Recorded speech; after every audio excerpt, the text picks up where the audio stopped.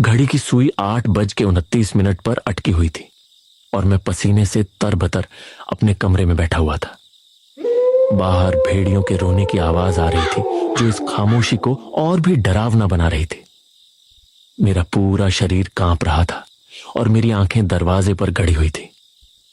मुझे पता था कि अब बस 1 मिनट बचा है और फिर वो खेल शुरू हो जाएगा। ये सब 1 महीने पहले शुरू हुआ था, जब मैं अपने नाना जी के गांव गया था।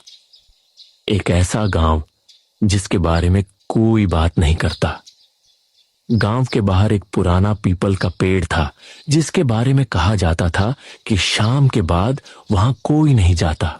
लेकिन मैं ठहरा शहर का लड़का इन सब बातों पर क्या विश्वास करता। मैं अपने दोस्तों के साथ उस पीपल के पास चला गया। जैसे ही मैं पेड़ के पास पहुंचा, मेरे मन में एक अजीब सी बेचैनी होने लगी, लेकिन मैंने इसे नजरअंदाज कर दिया। तभी मेरे दोस्त ने कहा, यार, यहां तो कुछ भी नहीं है, चलो वापस चलते हैं। अरे थोड़ा रुको तो सही, कुछ तो अजीब होगा। तभी मैंने देखा कि पेड़ के नीचे एक काला धागा पड़ा हुआ था। मैंने सोचा कि यह किसी बच्चे का होगा और उसे उठा लिया। जैसे ही मैंने उसे उठाया, मुझे लगा कि जैसे किसी ने मेरा हाथ पकड़ लिया हो। मैंने डर के मारे उस धागे को फेंक दिया और हम सब वहां से भाग गए। जब मैं घर पहुंचा तो मेरी नानी ने मेरे हाथ में कुछ देखा और पूछा, ये क्या है? मैंने देखा कि मेरे हाथ में वही काला धागा था जिसे मैंने फेंक दिया था। मैं हैरान था। मैंने अपनी नानी को सब कुछ बता दिया।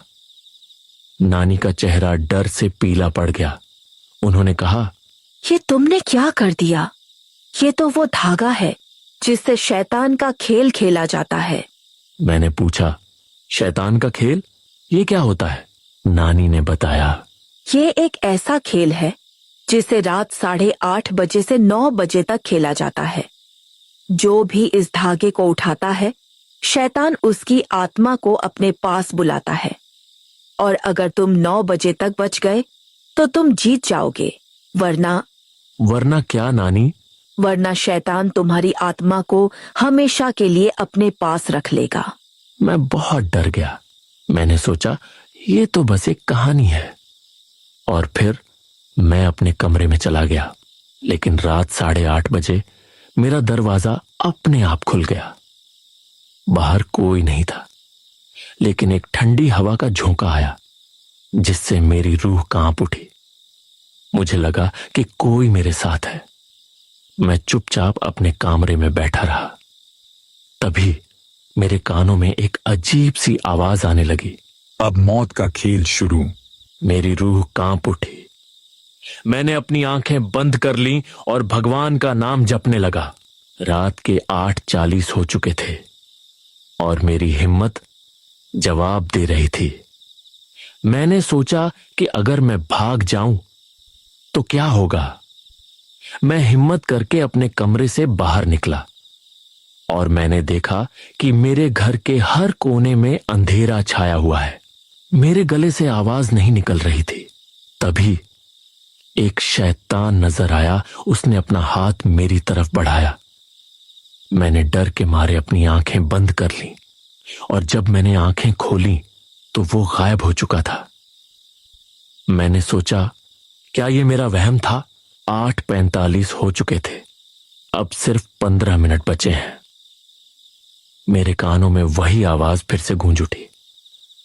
मेरे दिल की धड़कन तेज हो चुकी थी। मुझे लगा कि अब मैं नहीं बच पाऊंगा। मैं तेजी से अपने कमरे की तरफ भागा। मैंने सोचा, अगर मैं 9 बजे तक अपने कमरे में छिपा रहूं तो मैं बच जाऊंगा। लेकिन जैसे ही मैंने दरवाजा बंद किया, दरवाजे पर जोर जोर से दस्तक होने लगी। मुझे लगा कि अगर मैंने दरवाजा नहीं खोला तो वो दरवाजा तोड़ देगा। मैं दरवाजे से चिपक कर बैठ गया और उसने कहा, मुझे तुम्हारा डर बहुत पसंद है, लेकिन अब तुम्हारे पास सिर्फ 10 मिनट बचे हैं। क्या तुम 10 मिनट तक मेरा सामना कर पाओगे? मैं इतना डर गया कि मेरे मुंह से आवाज नहीं निकली। मैंने सोचा, अगर मैं इससे बात करूंगा तो ये मुझे मार देगा। मैं चुपचाप अपने कमरे में चुपचाप बैठा रहा। 8:55 हो चुके थे। सिर्फ 5 मिनट बचे हैं। तभी मुझे लगा कि कोई मेरे बिस्तर के नीचे से बाहर निकल रहा है। मैंने डर के मारे ऊपर देखा तो छत से एक साया मेरे ऊपर गिर रहा था। मैंने देखा कि वही डरावना चेहरा मेरे सामने था। उसने कहा, मैं तुम्हें बहुत पहले से देख रहा हूं और अब मैं तुम्हें अपने साथ ले जाऊंगा। नहीं, मुझे जाने दो, मुझे छोड़ दो, बस मुझे जाने दो। तभी मुझे याद आया कि मेरी नानी ने मुझसे कहा था, अगर तुम शैतान को हराना चाहते हो तो तुम्हें उससे बिना डरे बात करनी होगी। मैंने अपनी हिम्मत को इकट्ठा किया और कहा, मैं तुमसे नहीं डरता। शैतान हंसने लगा। तुम मुझसे नहीं डरते? ये तो सबसे बड़ा झूठ है। मैंने कहा, हां, मैं तुमसे नहीं डरता। तुम मेरे साथ कुछ नहीं कर सकते। तभी शैतान की सूरत बदलने लगी और वो धीरे धीरे गायब होने लगा। और जैसे ही 9 बजे शैतान गायब हो गया और मैं अपने कमरे में पड़ा रहा। मेरी नानी मेरे कमरे में आई और उन्होंने कहा, तुमने उसे हरा दिया। तुम बहुत बहादुर हो। मेरी आंखों में आंसू आ गए और मैंने फैसला किया कि मैं कभी भी किसी भी डरावनी जगह पर नहीं जाऊंगा।